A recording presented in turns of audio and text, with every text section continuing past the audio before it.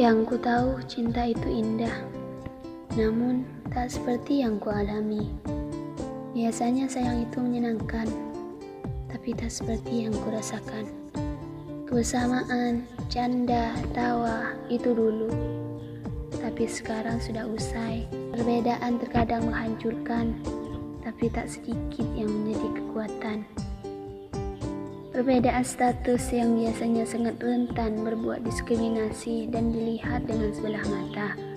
Padahal sejatinya cinta itu tidak sedemikian. Cerita yang telah tertulis kini telah usang, berganti dengan cerita baru yang menyedihkan.